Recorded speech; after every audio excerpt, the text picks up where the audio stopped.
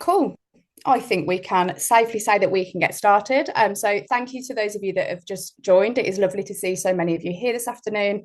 It's always lovely to be joined by one of our customers, as each of them are so different. And this afternoon, we are joined by John from Stagecoach. Stagecoach is a super interesting business in general, but it's been a real pleasure for me personally to work alongside them for a number of months to get them off the ground. So we're going to dig into that in a little bit more detail as we go through the session this afternoon. But let's just start with some intros. So, Greg, I will come over to you first. Hello, everyone. Greg Freeman, CEO of Data Literacy Academy. Um, as some people in the room will know, we're a business that helps large enterprise organizations to roll out data and AI literacy programs, really focused on shifting the mindset, the behaviors, the skills, and the culture within the organization. I've been very close to most of our large programs, and was at the inception of Stagecoaches alongside John as well. Fantastic. Thank you, Greg. John, over to you. Thanks ever so much. So I'm John, head of data analytics and insight at Stagecoach. That picture is clearly very old now since I've got rid of the hair. All good. It's actually me, I promise. Yeah, so I've been at Stagecoach for just over a year now. Really, as Chelsea and Greg said, really interesting organisation. Much bigger than I thought before I joined. Of course, I've heard, I'm a regular bus user, but seeing the impact and the capacity that Stagecoach has been really insightful for me, just in terms of what a large scale operational business can do.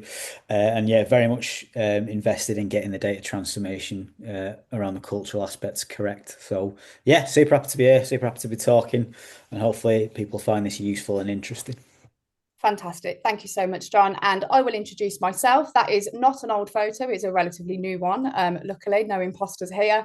But my name's Chelsea. I'm a customer success manager working for Data Literacy Academy. And I've had the absolute pleasure of working alongside Stagecoach for a number of months now, whilst we work towards getting their live education off the ground.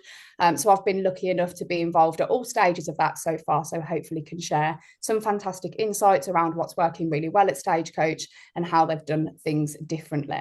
So Greg mentioned a moment ago around the inception and all of the conversations that have happened so far with Stagecoach. So we're going to start off in the easiest place, hopefully for you, John. But let's go right back to Stagecoach as a business. And I'd love for you to talk to us about how Stagecoach operates and what role does data play for Stagecoach?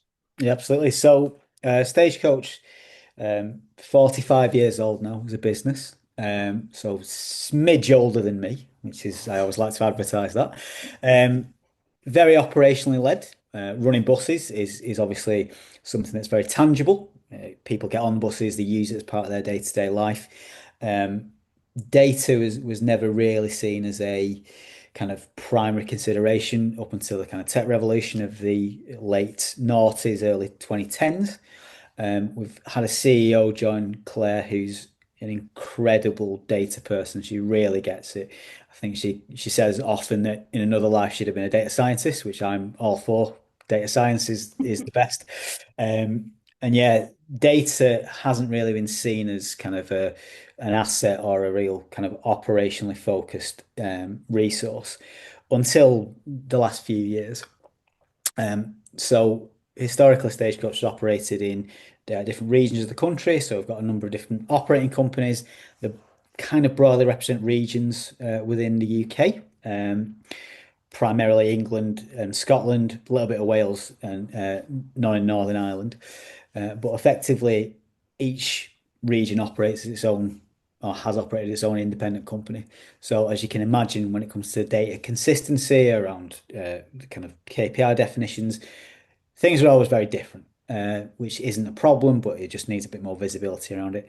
So since kind of the past few years, and certainly since I've joined, one of the main focuses has been making things consistent, making things repeatable, moving away from a lot of the manual processes, sorry, and making sure that people have got the ability to get insights quickly and make sure it's actually transferable between different regions of the country.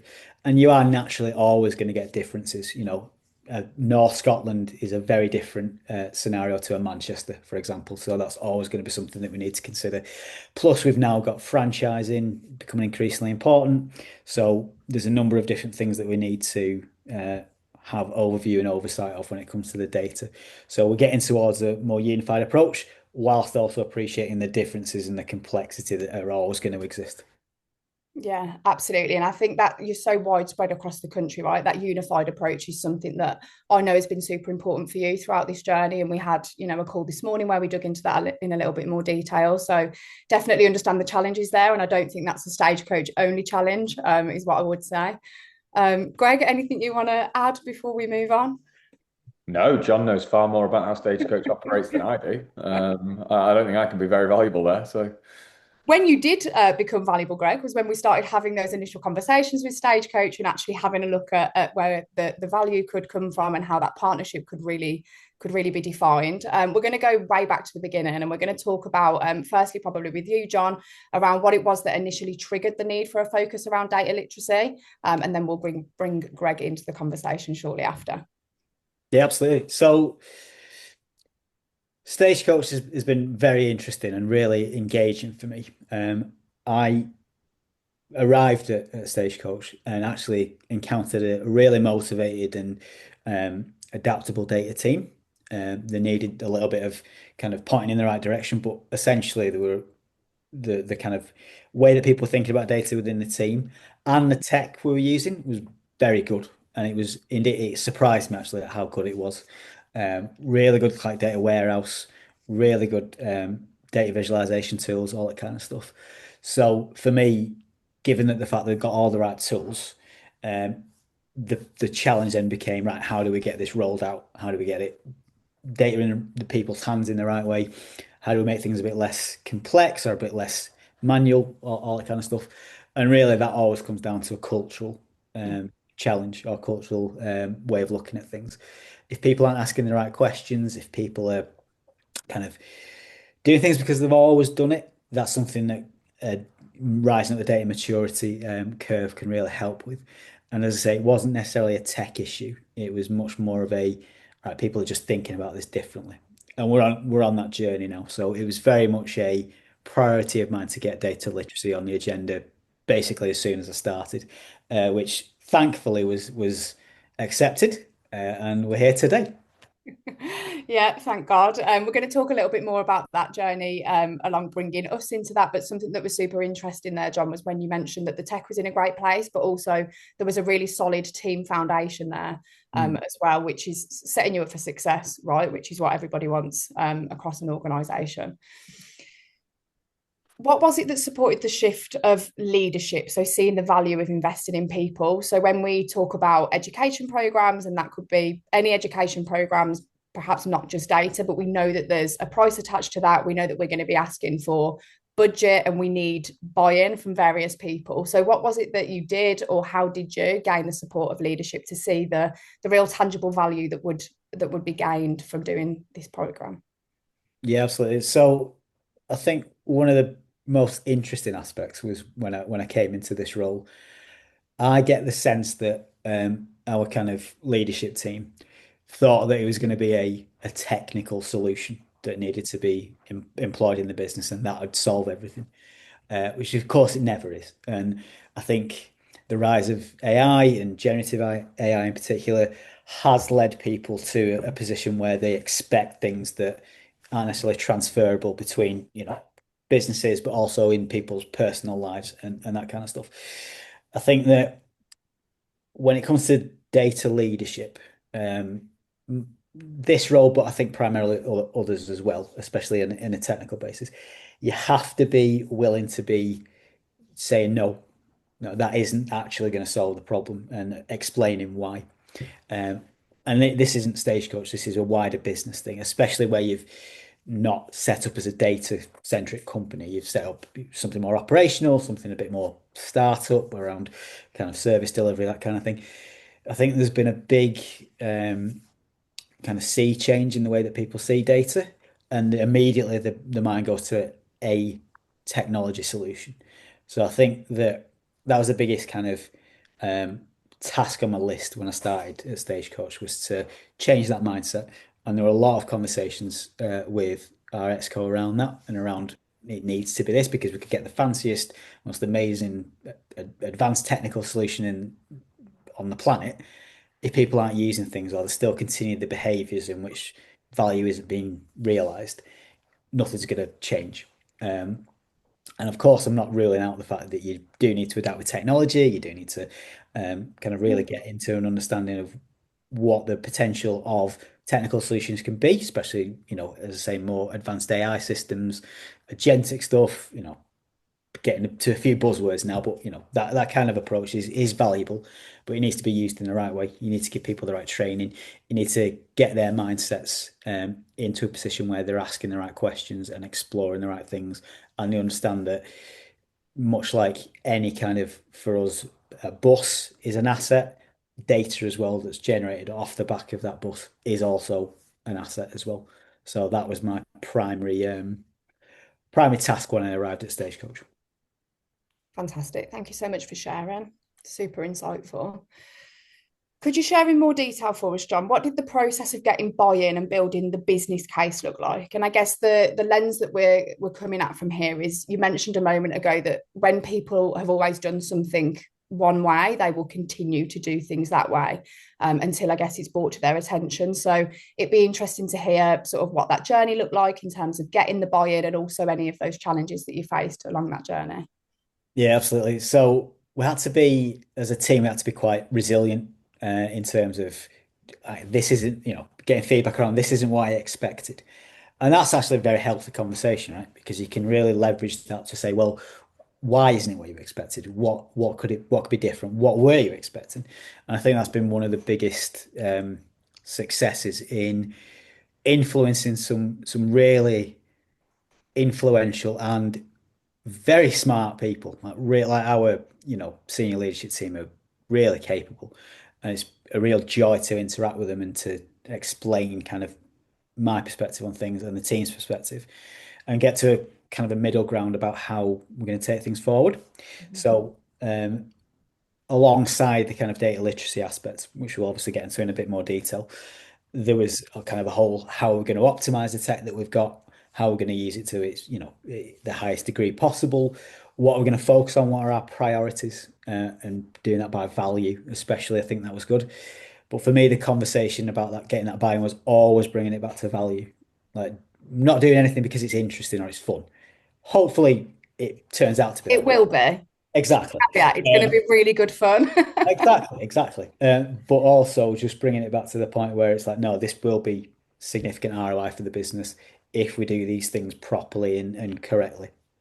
So, as you can imagine, very large business, a lot of employees, 25,000 employees, most of which are bus drivers. The biggest challenge there was, again, it's not running a bus. It's not a vehicle on the road. This aspect of things, it's much more fundamental. It's much more nuanced when it comes to how people are going to use data.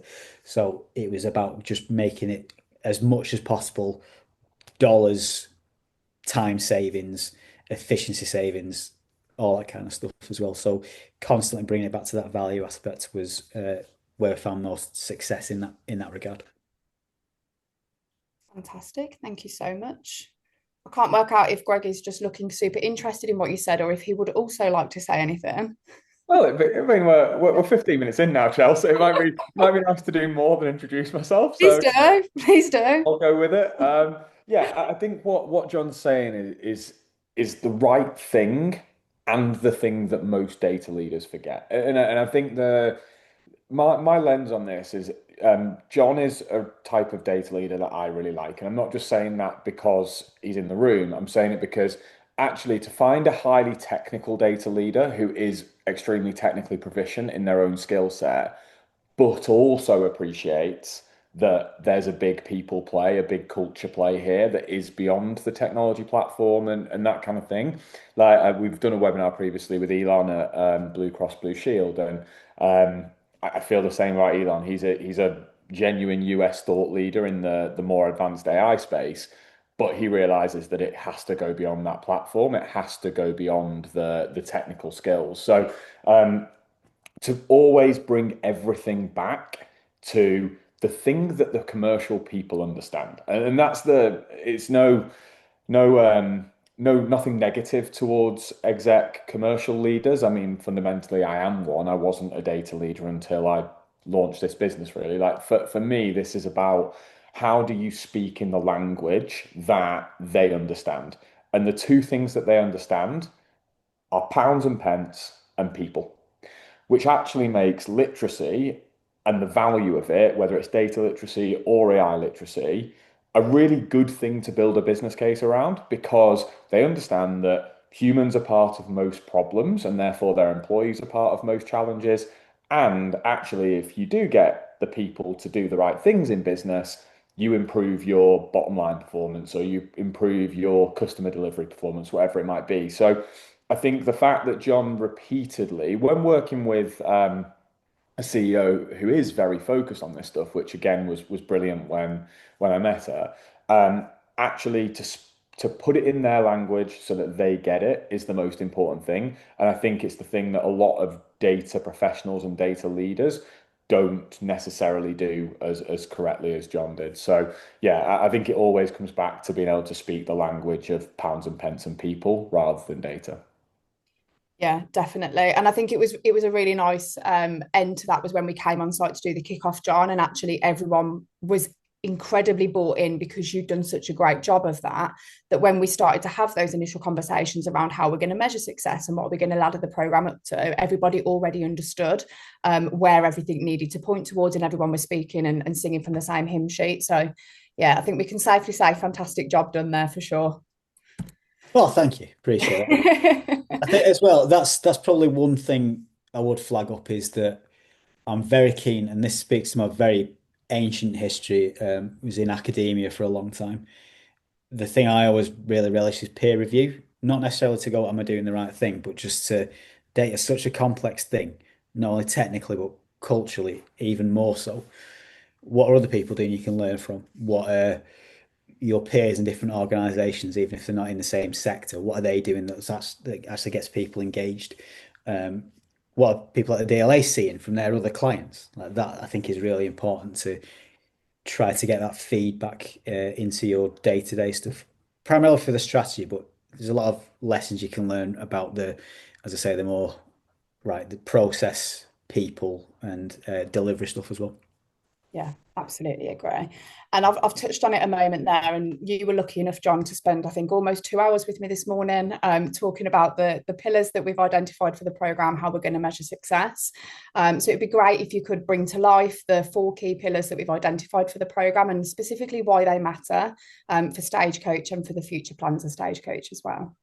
Yeah, absolutely. So there's a lot in here around how do we best serve the needs of the business. So what is it that we actually want to do when it comes to engagement with the business and why it's important? And that speaks to Greg's point about the value aspect. But also it does need to be sustainable. Like this, ideally, once the kind of first cohort's finished, we've got approval to do subsequent ones, all that kind of stuff. The way in which we approach this should be essentially agnostic to the specific sort of people that we've chosen. It should be a much kind of more wide-ranging thing. So there's a real kind of sense of what we're aiming to do being, as I say, long-lasting, ensuring that we've got kind of key visibility on what it is that matters to the business and matters more, not more importantly, but equally as importantly, to future members of the team and to future employees of Stagecoach as well. So I think that's really important. But yeah, essentially, when it comes to kind of like what we aim to do, there's a lot of kind of wanting to ensure that what we're doing is creating the right kind of culture to work through. So in terms of collaboration and understanding what people are actually going to do when it comes to working with a data team, but then also each other. I think that's equally as important to mention. Stagecoach is in a position where there's a number of people around the business in opcos who are really technically good as well. It's not just us in the data team being in an ivory tower. It's delegating that responsibility, delegating those activities and tasks to other people around the business. And to be honest, they're much closer to the day to day and what goes on in their part of the business. So how are we going to set them up for success? I think that's a really important one to mention, that culture of collaboration. You may well tell I'm just looking at my notes here, just so I get the wordings correct. But in terms of the next one, kind of efficiency gains and ROI, so making things operationally improved, making things well understood, again, in terms of the dollars, pounds, pence that comes from benefiting through data literacy. I think that was a really good conversation we had earlier, Chelsea, with how we're actually going to measure this, because it's a lot more nuanced than you might think. It's like, yeah, make more money, better customer satisfaction. But actually, what does that mean? How do you translate that? How is that measurable? Is the bigger challenge. More money coming in, great. How do you know that's a direct result of people going on this training or being exposed to the way of thinking more differently to what they've had before? That's a much more difficult thing to do. So I think we took an approach of going, let's bring it back to the most granular stuff we can measure and really try and understand where the nuances lie. And ultimately, the people that we've selected to go on the first kind of cohort, that'll be something that we can, I'm 100% confident we can measure those kind of things in a lot of detail, which is great. Third one, don't all go out, but data governance, it can sound a bit imposing and a bit, thou must do this and that kind of stuff. But improving data governance, I think, is key, just in terms of enablement. I think that if you don't have the right processes and set up in place, you're gonna the aims, ambitions that you set aren't going to be successful. So there does need to be a level of governance and just supporting people. That's really what it comes down to. If there aren't the right escalation routes, if there aren't the right ways of doing things with also capacity to make those agile and improve and iterate as and when they need to or will benefit from. I think it's not going to be a massive success in the future when that happens either. So I think it's making sure you've got those routes that are in place. And then finally, confidence and organizational maturity. So making sure that things are really kind of able to be scaled, able to be talked about with a degree of confidence and success. As I said earlier, I don't want the data team to be an ivory tower. This should be about elevating the business, not a specific team. So ensuring that there's a level of buy-in, ownership about stuff as well, but also getting people to a position where they're able to do the job more effectively. Talked a lot about things like automation this morning, so making sure that people who've done this for years have got data manually out of the spreadsheet for 15 years because that's what I've always done. Actually, if we just tweak and change this a little bit, that's reduced to, reduce the time by 100% almost. So you don't have to do that anymore. And that can often come with a degree of skepticism or fear. So it's about, again, making sure people are confident in what they're doing. Also, again, it's a little bit harkens back to the AI point. There's been a real, AI can automate people out of a job. I would say in a bus company, that's probably not very likely, given that people need to run buses. And actually, the complexity that vehicles, especially now electric vehicles, are becoming more ubiquitous. That's going to be, you need that human intuition to service those, and you will for the next 20 years anyway.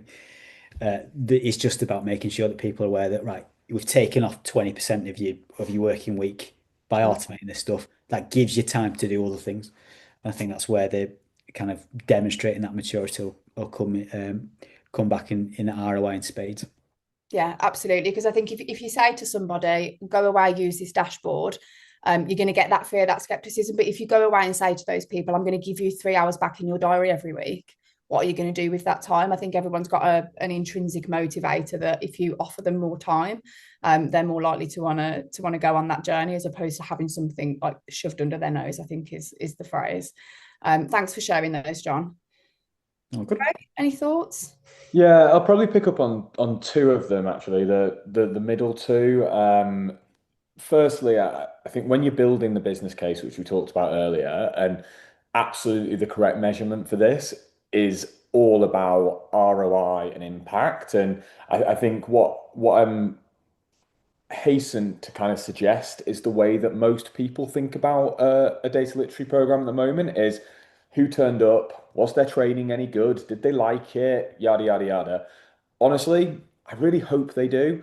But actually, what I care about is do they go and do anything differently? Do they change the way they work? Do they deliver a decision that improves the company to an extent that it materially pays back the cost of the program? Because these are not groundbreaking data value like price programs, but they're also not free. They're an investment. There is a business case that's needed. What is good in a large organization, really any organization, probably 500 people and above, is in the course of the next 3 years, if a single strategic decision is made better because of a program like this, I guarantee you pay it back in spades. Like it's that kind of mindset that you've got to have where if we get the right people thinking the right way and making the right decisions, the ROI should take care of itself and you'll be able to track that by speaking to people, getting the right feedback into what they've changed around their own decisions, etc. So I think the ROI piece is an interesting one, and I'm glad that this program, like all of our others, is focusing on impact and value and outcome, not just L&D metrics fundamentally.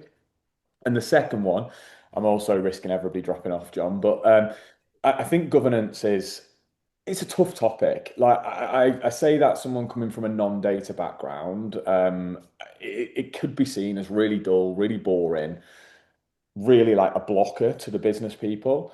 But actually, there's a lot of evidence to suggest that a more data and AI literate workforce, data quality improves, data governance improves, responsible AI improves, and it's highly logical, right? If you give people the value in data through helping them understand how it's going to help them make better decisions, make their job easier, save them time, they then care about the data that's in the systems they're working with. If they don't have that first bit, why would they care? So, in my mind, the focus on governance is the correct one because actually it's very foundational in terms of what a business like Stagecoach is going to be able to do with data and AI in the next 20 years.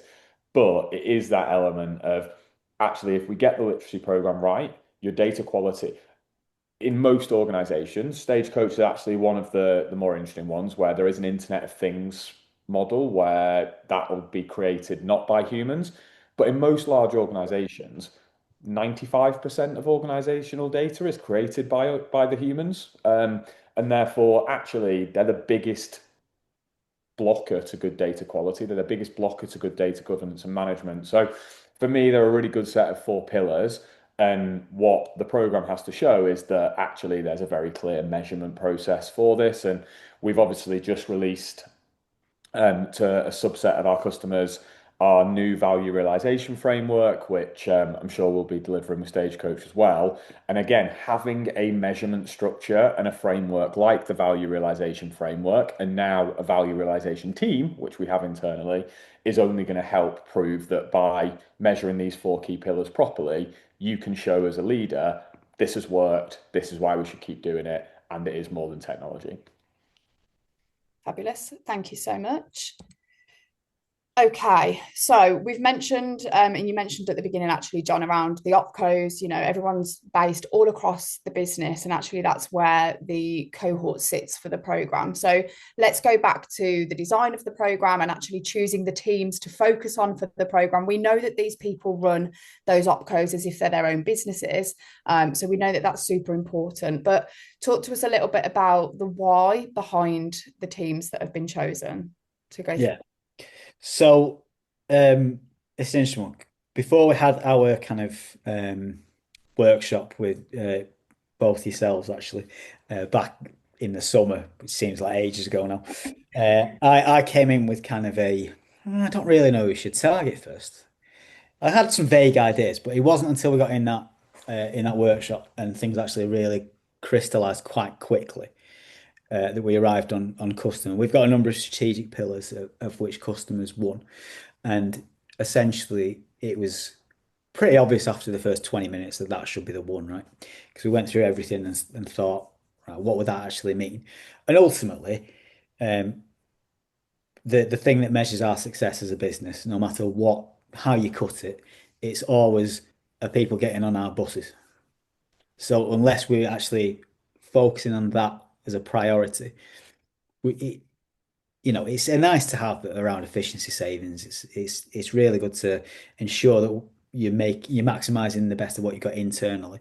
But really, the thing we need to ensure that we're doing is providing a good service to people and more people seeing public transport as a viable option for them, which there haven't been, for the past few years for various reasons. COVID was a big anomaly in there as well, but essentially car ownership's going up. And that's the one of the things that we really need to ensure we're targeting. And unless that we're running services that are on time, that are going to the places where people actually value going, that's what we need to focus on. And so there's a lot in there when you start to unpack it around what data is actually involved. There's route planning. Routes were traditionally designed with maps, pen, paper, set squares, drawing routes on the maps themselves. But now we're in a position where we've got lots more data around where people are traveling from and to, so we can leverage that. Also, we can look at feedback that we're getting from customers directly. What are their pain points? What are the success points? How do we look at that and make that a regular, repeatable part of our business? How do we get that feedback directly engaged rather than seeing it as a separate thing to running a bus service? So it became pretty obvious pretty quickly. And I think that there's potentially a tendency for, again, any data leader to be like, well, I'll focus on this domain that's quite close to mine, something technical, because that's what I'm comfortable with. But ultimately, if we're not moving the bottom line, if we're not really getting more revenue off the back of this, what's the point? So I think that informed a lot of our thinking at the start. And yeah, sincere thanks to both of you for guiding that conversation as well. And we got to that point very quickly, just by talking it out. Yeah, I think I think we did, and it was really really positive, and obviously you already, and I will say that this is a kind of feather in your cap is that you actually already had an established relationship with the people who like represented the customer function and as a key team in your business strategically to be that close to them already again made it easier not to choose them because you had that relationship but to choose them because they are incredibly strategically important to you and you've got that relationship just makes that door easier to open. And I think you've made a really good point there that too many teams try and keep this as close to home as possible.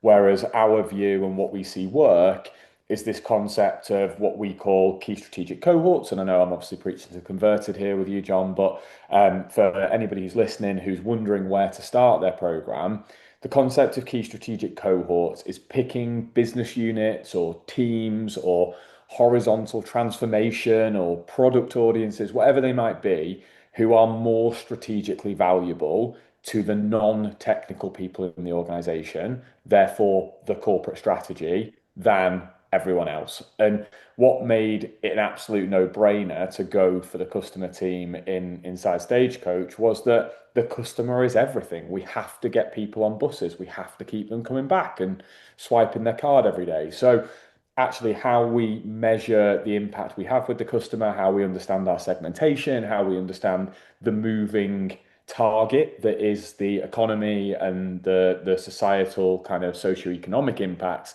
it's all customer and it's all customer data, which means that it was always going to land in that business case. The business case becomes a lot harder if we're trying to train the adjacent teams to data and IT, where it's like, but they kind of already get it, and I don't see what the business is going to do differently if they do it. So I think that key strategic cohort concept, again, helps you get it signed off, helps you measure it, and helps you show real impact as a data leader. Absolutely. Thanks, Greg. So this is the third time we're risking people dropping off, unfortunately. Please stay with us. We are lovely people. Trust and governance, we know, can make or break transformation. So to you, John, what barriers do you notice in this area and how are you addressing them at the moment? I know we've touched on it already, but if there's anything you can build on there, that would be super valuable. So I think it goes back to Greg's point around ensuring that you've got a level or a handle on data quality. We still have a lot of manual input when it comes to data, which is fine. Again, give me an organization that doesn't, and I'll give you £1 million. Brackets, not Google, so that's fine. But I think one of the biggest challenges is people they want to see the most minute detail of everything, just because then they can tell the story, build it up themselves, and that's true of anyone in the business. If whether you're a data person, whether you're someone's manager, there tends to be this environment where you feel like you need to get to the most kind of lowest value, not lowest value, but lowest level of information possible. And I think that can be a challenge when it comes to for a data team, because you're producing dashboards, report that uses aggregated data at certain levels. So it can often be a challenge when you produce a dashboard and then you immediately get the feedback, well, my number doesn't match that number. And there's obviously various reasons as to why that would be the case. So I think there's much more understanding of that now. We've been able to really get a good kind of broadcast around, well, these are why there's some differences, and timing's a very big thing. Obviously, if it's a manual process, when the data is refreshed can have an impact. So I think there's more understanding of that. I think just by the thing that's I've noticed as well as being the biggest kind of success measure so far is going and talking to people. So rather than sort of transmitting information electronically, we've been going to our separate offices. You've been on tour, haven't you, John? Up and down. Tour, yeah. Talking about what the aims and ambitions of the teams are, and then asking, well, how can we help? And what we're actually finding is people are really happy with that, but they're also bringing up stuff that would be completely invisible to us otherwise. And that really helps the trust aspect. And I think there's a lot to be said as well for user-centered design. So I really don't like it when someone designs a dashboard or a data product based on someone else's use. So if I'm a manager, I'm saying, well, my team need this dashboard and it needs to have this in it. Because ultimately what you find is you produce that, send it to him. No one ever uses it because it doesn't actually fulfill what they need to do.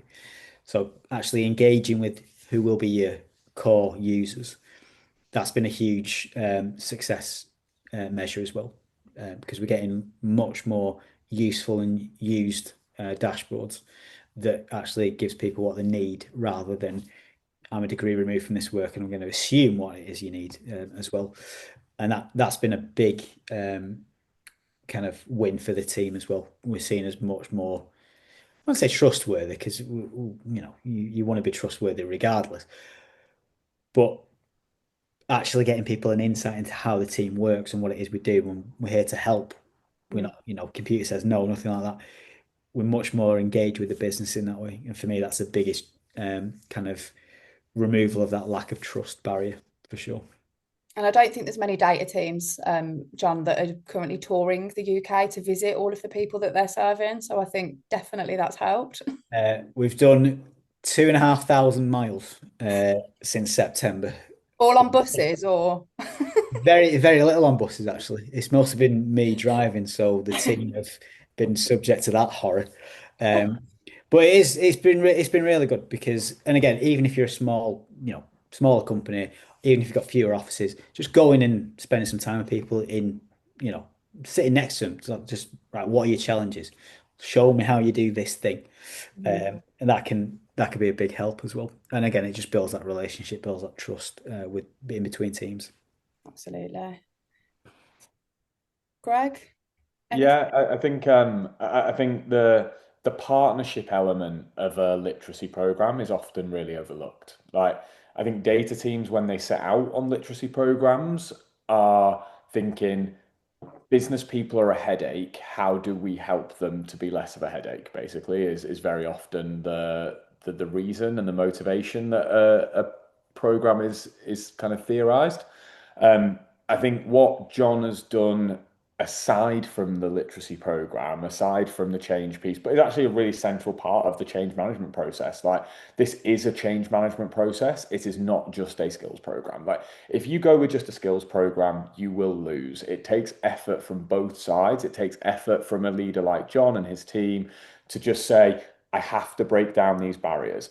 And one of the great things about having a literacy program kind of in place or on the horizon, when you go and sit down with each team or department, or in John's case, drive from really far north to really far south, is for a lot of people, the literacy program is the first time that it feels like the data office has ever reached out to them and kind of wanted them to be part of it.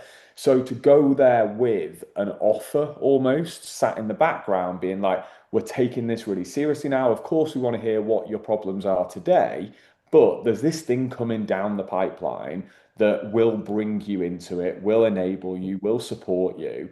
It gets you to really like it just wins you a load of favor, as does, to John's point, seeing them in person and giving them that time and showing that you care enough to travel. There are not enough data leaders doing that. There are, in fact, very few data teams doing that, if I'm honest. So, that is an incredible lesson learned from this webinar because whatever happens inside or outside the literacy program, the fact that it is about bringing people together from the data side of the organization with the business side or the commercial side is really what it's all about. And how you go about that, there's many ways, but the literacy program definitely helps bridge that kind of knowledge gap and that communication gap. Yeah, it's also really good for the team as well because they actually see the impacts of the work. And I think that can, for data scientists, data analysts, data engineers, they can often feel like this kind of hidden in a corner or in, Locked in a room. some squirreled away place in the business and they're just churning stuff out. But actually seeing their impact of the work's been great for the team. So I think it's been really engaging for them, and that's been something that I think is motivates them to then deliver and actually engage with who are our internal customers. It encourages them to engage in a bit of a different way to actually involve them, throughout the process rather than, oh, I've done you this thing. Mm, See ya. absolutely. Thanks, John. So, cultural change, massive topic. We know that's where this ultimately started for Stagecoach, but it's easy to talk about. We can talk about it until we're blue in the face, but it's ridiculously hard to do. And it's something that we see so many people come across as a blocker. So, if you could share with us, John, maybe just a couple of practical steps that the business is taking to drive cultural change at them, other than going on tour, of course, across the opcos. Well, that's a big one. When I joined, this is by no means a practical one, but it led to a lot of practical steps. My biggest ambition when I joined just over a year ago now was to make Stagecoach the most attractive employer of data professionals in the transport sector. That was my goal, right? Because what's the point otherwise? Um, so I wanted to explore how that actually would work in practice. Again, like I say, we've got very good tech and a great tech stack. So the kind of hardest element, the bit that you need investment for, was ticked off. To a degree, you always want to be exploring new tools, you always want to be exploring new offerings, that kind of thing. But then on the more kind of cultural side, what do organizations who are attracting very very attractive for people coming out of university, people wanting a career change. What does that look like? What do they do? So the first stage was aligning the team, the roles in the team to kind of data industry standard. We had a lot of job titles that are a bit all over the place. And it's a small thing, but I think really important to do just to indicate that you're actually stepping into that field. And that's where you want to be. Um, Being able to communicate that, so talking, doing stuff like this, um, kind of going to um, conferences, going to events, and making it not just one or two people on the team, but it's an option open to everyone. I think that's really important because it gets people, going to something like Big Data London or Data Decoded in Manchester, which I spoke to Danny at the last one for that, which is great. But doing stuff like that's really important because it gets your name out there, gets you part of the conversation. It then, though, is your responsibility as a data leader to back that up. You need to demonstrate that you're a forward-looking team, forward-looking organization, and there are some exciting opportunities for people to actually do when they're on board with you. Um, as a business, I think that there's a lot of stuff that Stagecoach are doing that is actually really quite significant and important. Massive kind of um, ambition to get to a more electrified fleet, which obviously introduces new technology. The kind of Internet of Things aspect that Greg talked about earlier, that's going to become ever increasingly important. We as a team are laying the groundwork for that. So getting the right kind of schema set up, getting everything prepared for data coming off buses in more or less real time. So it's those kind of things, and that ultimately will be really engaging for people. That's interesting stuff to work on. Buses, you don't think about data, and that's the 12 months ago or whatever, that was the main barrier for people. It was like, right, well, data, what data? What are you doing? But there's so much when you get down to it that it's really quite incredible, and also the breadth and the kind of areas of work can be so different day to day as well. That's a really kind of exciting environment for someone who's joining the team. So again, it's just about making sure that aspect's broadcast to people. Wider than that, though, the kind of cultural steps that the business is taking, I think there's always a sense of wanting to change and transform and influence. So everyone's always very open to feedback and to doing things differently, which is great. And I think having as I say, a CEO who's really incredibly data driven and understands the value of data and understands what the potential is, that's been really transformational for the business, which is great. So oftentimes it's, not quite pushing on an open door. There's a bit more to it than that, but it does help the conversation a lot, and it does unlock a lot of doors and barriers for you as well. Absolutely. And everyone is singing from the same hymn sheet, right? If it's coming from the top down, I think that is something that has been really obvious for me as a customer success manager working with Stagecoach, that actually it doesn't matter the stakeholder that I've spoken to, whether that's through leader one-to-ones, focus groups, when we've come on site to do media day, bits and bobs, the narrative that is pulled through from not just a culture perspective, but forward direction and what Stagecoach are driving towards, you can really see that thread pulling through for everybody. So I can definitely speak to that. Fantastic. I am looking at the time and making sure that I want to give some time for Q&A as well. But we have touched on this already, John, a little bit earlier on. So we'll circle back and make it super clear. How are you defining what success looks like for this specific key strategic cohort, and how we're planning to measure that, which should be on the top of your brain today? It is, yeah, absolutely. So success ultimately is earn more money, really. I mean, that's it, unless you're doing anything different, that should always be your goal as a data person. Frankly, anyone with a job, that should be the goal, right? Measuring it though is a bit more nuanced than that.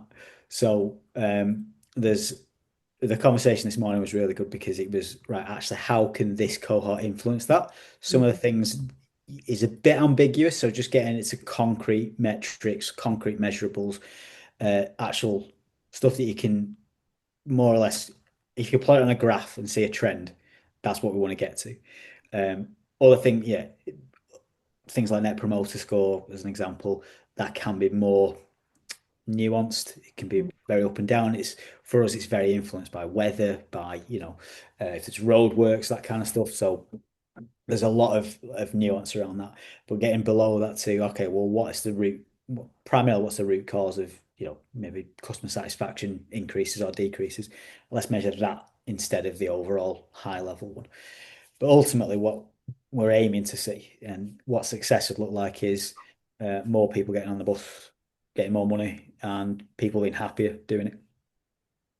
Fantastic. Thank you so much. Well said. And I know there's a number of those that we are ironing out and getting even more granular on. So I will leave that homework with you, John, for the rest of your day. So let's speak to the people that are spending their afternoon with us. Where should other data leaders start if they're overwhelmed by governance or culture change? Where do we begin? I'm going to use a tortured metaphor that I've used a few times, which is you have a big thing to do. Where do you eat, yeah, how do you eat an elephant? You just start somewhere, like anywhere, because it's a big job. You need to do it. I think people can just be paralyzed by not quite fear, but anxiety over what they're trying to do, especially when it's such a huge, huge piece. I think people underestimate the ability to what they can achieve in the course of 6, 12 months. They often overestimate what they can do in a week.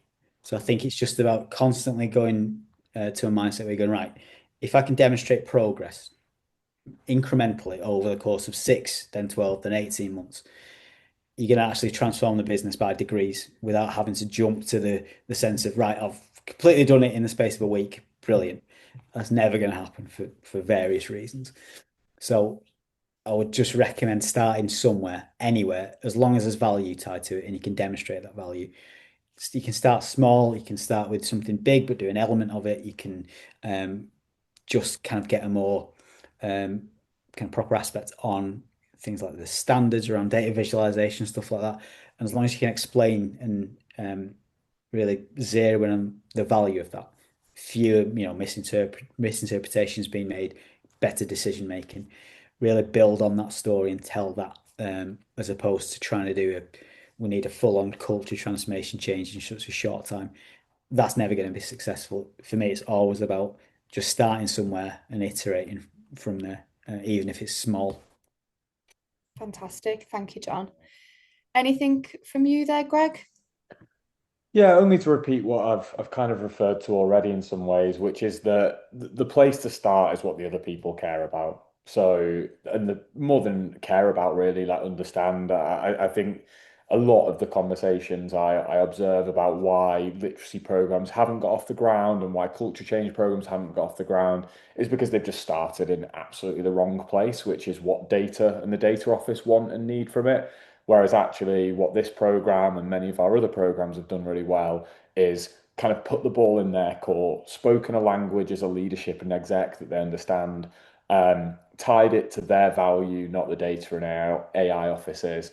And that's ultimately what lands. This is sales, right? Like selling the idea of a program like this internally as a data leader is a sales job. It's not a data job. It's a sales job that can be helped by good data. So that's worth thinking about. Have you got data that can prove that there's a problem and prove that there's an opportunity? Of course, that's important. But actually, this is about sales. And when you're thinking about sales, you think about the world of the people that you're selling to and the shoes they're walking in, not your own. So I'd say that's the place to start because that's what will unlock the first conversations. Fabulous. Thank you so much. So, you will both need a drink after all of that talking. There is an opportunity now for anybody that is still with us after us mentioning governance a few hundred times there to pop a question into the chat if you would like to, and we can answer those between us for the remaining few minutes.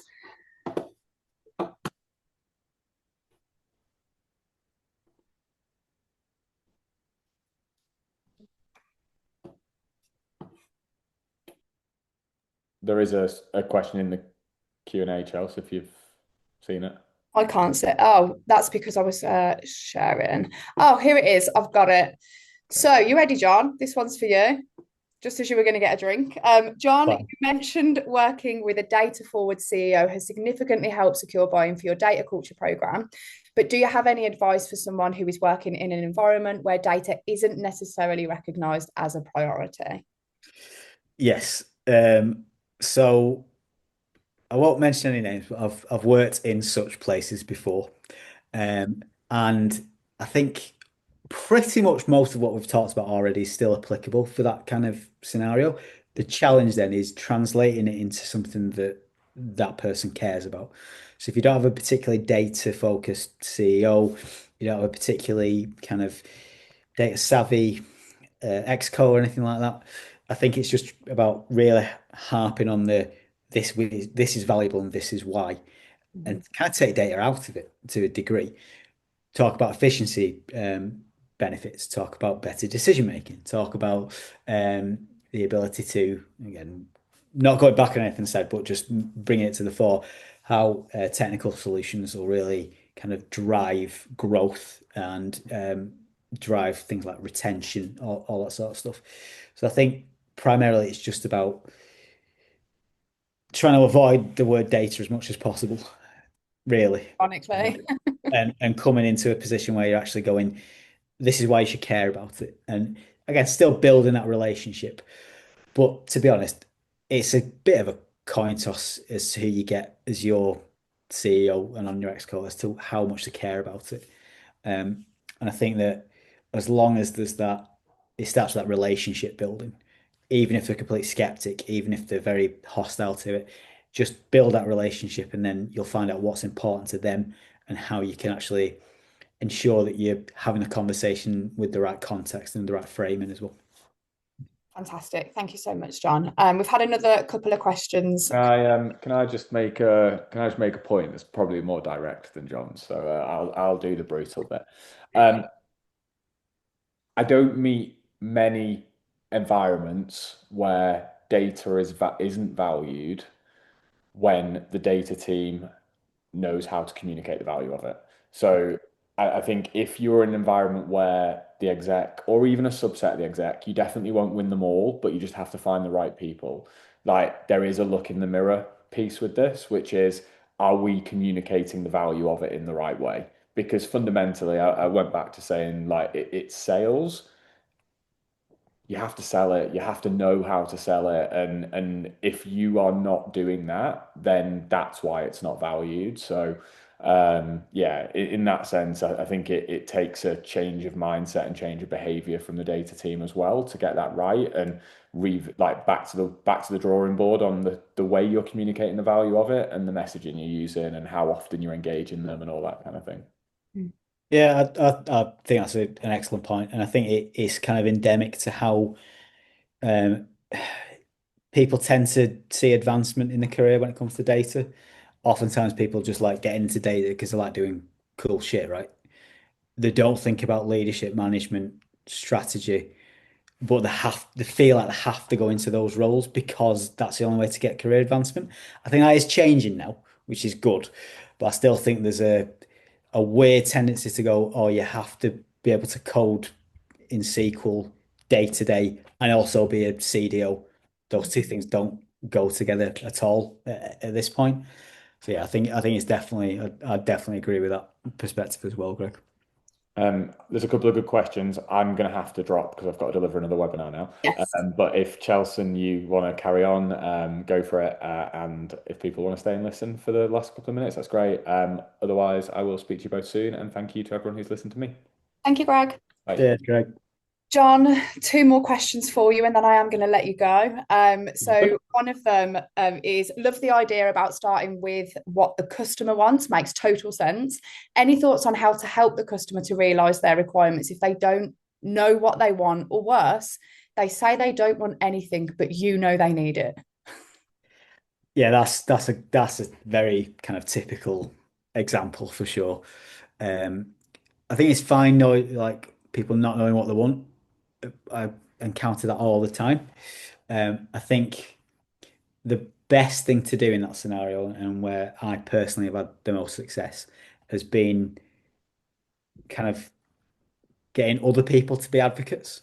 So we've got a lot of roles that are similar across our opcos. Helping someone in one opco and then letting them be an advocate for it is actually a really good approach because they'll say to their peers who with no technical language, "Oh, that team did this report for me," and it's saved loads of time, or it's meant I've been able to focus on this other thing for 4 hours a week.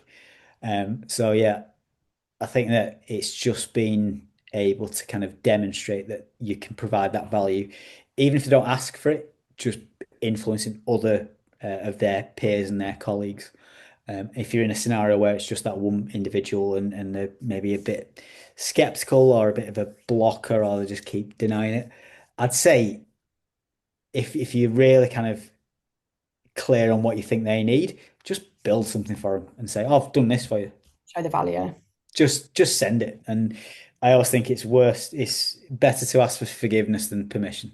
Oh, So that's my just favourite statement, and I wasn't going to say it until Greg left. that's fine.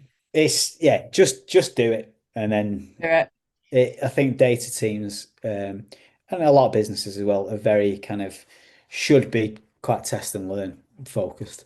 So again, there won't even if you develop something that isn't used very often, as long as you and the team can get value out of it in terms of creating an asset that could be reused elsewhere, someone's development, personal development, and being able to test a skill that they haven't before as well.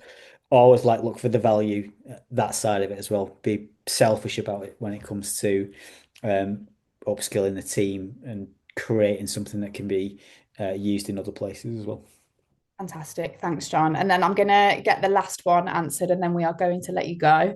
The first part was book, Greg's book. Looking forward to reading it. So shameless plug. If anyone hasn't bought it yet, feel free to do so. But the question, if you can speak to this, John, if not, we can take it offline with Greg. But in your experience, how many years on average does it take to get data to a point where AI tools can actually make good use of it? That's a great question. Very big question. Uh, so it depends on the data, like the nature of the data itself. I actually think that, ironically, kind of unstructured data is much easier to get more benefit from AI because the techniques that, go into video analysis and object masking, all that kind of stuff, uh, there's a wealth of material that's fairly standard that you can test. And the kind of algorithms, things like Llama 2, for example, that's something that we used in the past to do image detection.